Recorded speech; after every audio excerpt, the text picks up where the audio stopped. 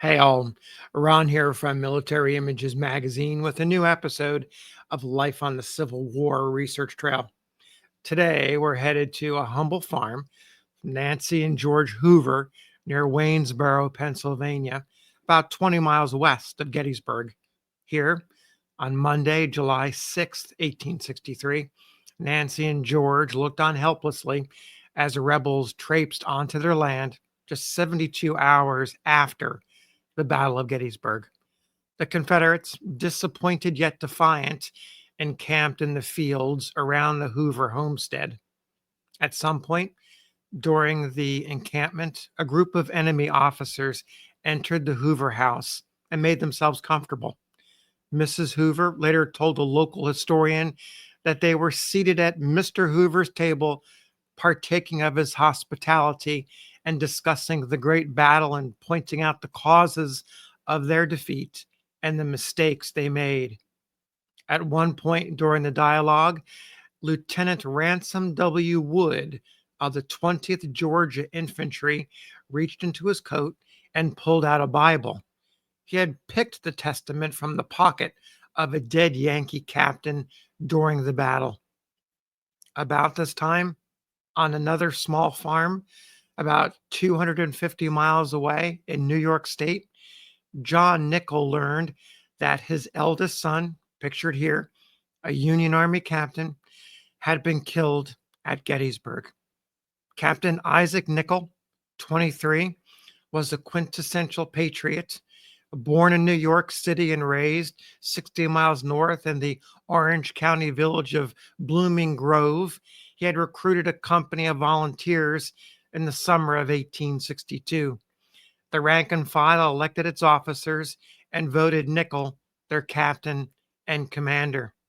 The unit became Company G of a new regiment, the 124th New York Infantry. The regiment headed off to war in September 1862. Quote, on the eve of Captain Nicoll's departure with his regiment, end quote, his father recalled, quote, the ladies of this town presented him with a handsome sword. It was not a formal presentation, simply accompanied with a letter, end quote. The New Yorkers were attached to the Army of the Potomac and eventually assigned to the Third Corps. They had their baptism under fire during the disastrous attacks at Fredericksburg. It was in December of 1862. 5 months later, the 124th suffered heavy casualties in the crushing Union defeat at Chancellorsville, with Nichols' company particularly hit hard. One third of his men, 22 of 60, were listed as casualties. Nicoll happened to be away on a 10-day furlough, however, and missed the battle. His first lieutenant had led the company into action. At Chancellorsville, the regiment received the sobriquet Orange Blossoms from its colorful colonel, Augustus Van Horn Ellis, a former steamboat captain who had wandered off to California during the heady days of the gold rush. One of Ellis's subordinates, Captain Charles H. Wygant, recounted the story in the regiment's history years later. He wrote that the New Yorkers were in the thick of the battle when they encountered an officer from the staff of 3rd Corps Commander Major General Daniel E. Sickles. The staffer attempted to rally the remnants of 2 or 3 broken regiments. According to Wygant, seeing the 124th, this officer called on it in the name of General Sickles to retake the woods from which one of our batteries, having been fired his last round of ammunition, had just been driven. Ellis, with no other reply than, hi, hi, my orange blossoms, gave the order. The men promptly obeyed and took the position until overwhelmed by the enemy and forced to withdraw from Chancellorsville. 2 months later, at Gettysburg, General Sickles advanced the 124th and the rest of the Third Corps a half-mile ahead of their assigned position, creating a deadly gap between his forces and the main Union line. Alert Confederates promptly exploited Sickles' blunder.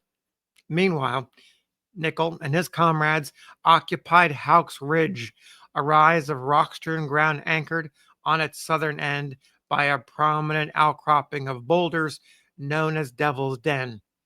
Quote, "We had not yet learned by bitter experience the inestimable value of breastworks, and instead of spending our leisure time rolling together the loose stones and throwing them over such a quantity of earth as would have formed a bulletproof line, we lounged about on the grass and rocks, quietly awaiting the coming shock, which many declared themselves ready and anxious to receive." End quote.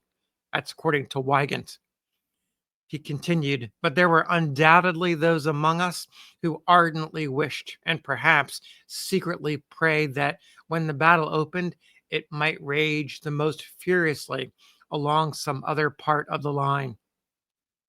Nicoll's mindset at this moment is not known, but a couple weeks earlier, on June 21st, he had penned a foreboding request on the flyleaf of a Bible that he had carried in his pocket. He wrote, "In case I am killed and my body left on the field, the finder of this testament will please send it to my father, John Nicoll, Blooming Grove, Orange County, New York, and confer a great favor on me."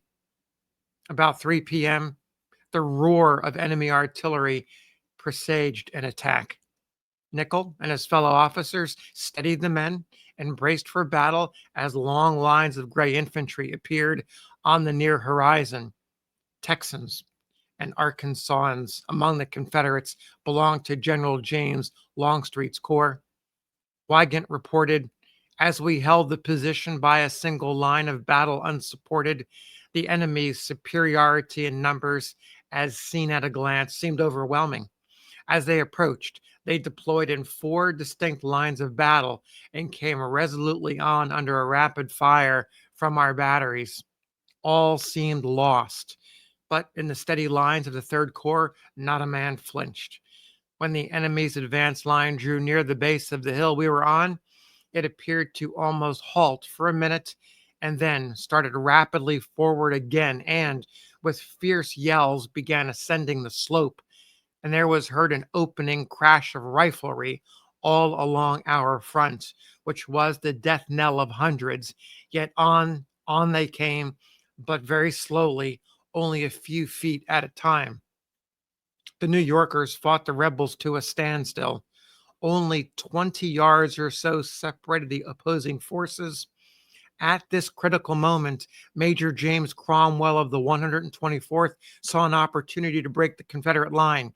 He asked Colonel Ellis to order a countercharge. Wygant wrote in the regimental history, "Presently Ellis, by a simple nod, gives the desired permission, at which Cromwell waves his sword twice above his head, makes a lunge forward, shouts the charge, and putting spurs to his horse, dashes forward through the lines. The men cease firing for a minute, and, with ready bayonets, rush after him.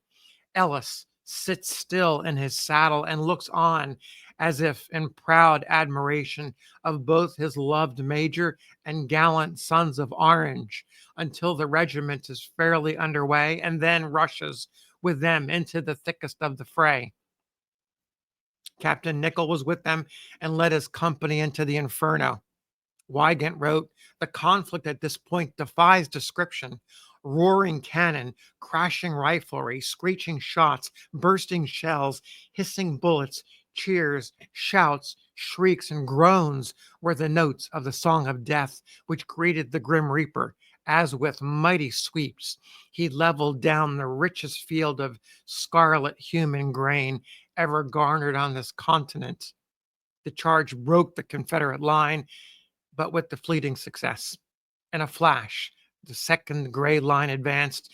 A solid line of Georgians, including Lieutenant Wood's regiment, poured into us a terrible fire," Wygant wrote, "which seemed in an instant to bring down a full quarter of our number. In the center of the maelstrom, Cromwell suffered a fatal bullet wound, the loved major, to his chest. Wygant noted that Colonel Ellis responded, my God, men, your major's down. Save him, save him." Soon after, a bullet hit Ellis in the head, and he toppled from his saddle. He fell among the rocks as his horse galloped pell-mell into the enemy lines. Nicoll joined his major and colonel in death. Wygant wrote, quote, "He was pierced by 3 balls, one in his neck, one in his shoulder, and one in his breast. He lived but 3 minutes after receiving these injuries." Nicoll lay wedged between 2 large rocks at the farthest point of the advance. 2 of his comrades were wounded or killed during an attempt to remove his body as the firing continued. Others eventually managed to recover the remains of Cromwell and Ellis. By this time, the Confederates had surged forward and compelled the New Yorkers to withdraw, but the staunch resistance by the Orange Blossoms and other Federals in this sector of the battlefield slowed the rebel advance and bought time, precious time, for Union forces that had hastily arrayed for battle along the ridge of nearby Little Round Top. The Confederates had occupied the abandoned position, systematically lined up the dead Federals, and stripped them of their shoes and other valuables. It was probably about this time that Lieutenant Wood removed the testament from Nicoll's pocket. According to one story in a New York newspaper, the Confederates had discovered the symbol of the Masons inside the Bible. Nicoll had joined the fraternity before he left New York, and the bonds of Masonry were stronger than the divisions that separated the disunited states. In light of this connection, the rebels provided the, quote, decent rites of sepulchre, end quotes. The Confederates, according to the report, gave Nicoll a proper burial that included the placement of evergreens, the Masonic symbol of immortality of the soul with the body, and a headboard with his name, a regimental number, and marked with the Masonic symbol. Nicoll's father told a different version of the story. Learning from the comrades, he noted that after the Confederates abandoned Houck's Ridge and Devil's Den, Union forces reoccupied the ground, and that, quote, a brother officer found his body, buried it where it fell, erected a board at its head with his name, regiment, and company inscribed upon it. A few days later, at the Hoover farmhouse, Nancy Hoover recalled that Lieutenant Wood passed the book around the table. His comrades took turns thumbing through its pages, which contained many notes and underscored passages. She told the historian, upon examining it, one of them remarked, "This testament contains a request within it, which should be observed." Of course, he was reading the note that Nicoll had inscribed. About this time, Mrs. Hoover, looking over the scene, read the request and suggested to the Confederates that they leave the book with her. She promised she would send it to Nicoll's father in honor of their quest. Lieutenant Wood, the Georgian, complied. According to Mrs. Hoover, shortly after the departure of these officers, Mr. Hoover sent the testament by mail to Mr. Nicoll with a letter containing the circumstances under which he became possessed of it. Here's that Bible. It included the letter, and it arrived in a package to his father, Nicoll's father, John Nicoll. John Nicoll replied in a letter to the Hoovers on July 24th, 1863. It is a precious relic of a dearly loved and highly honored son.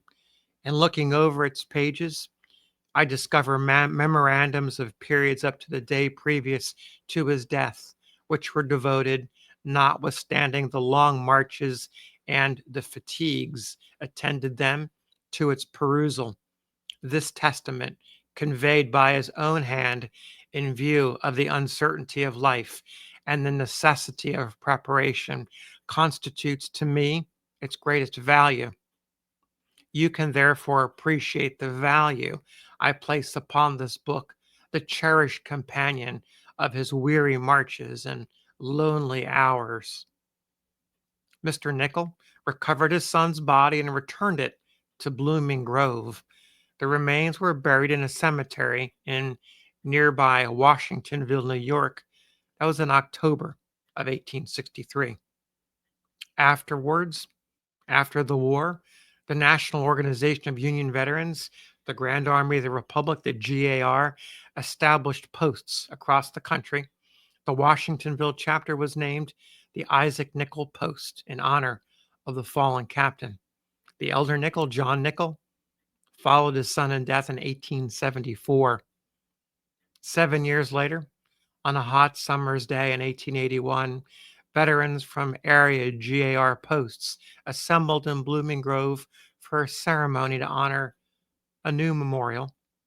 That memorial was dedicated to townsmen who served in the War of 1812 and the Civil War.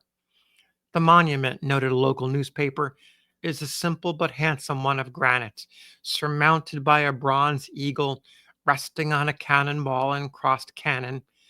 An inscription on the face of the pedestal reads, "To the memory of Captain Isaac Nicoll, Company G, 124th Regiment, New York Volunteers, and the men from Blooming Grove who fought in the war for the unity of the Republic, 1861 to 1865." Thanks for listening.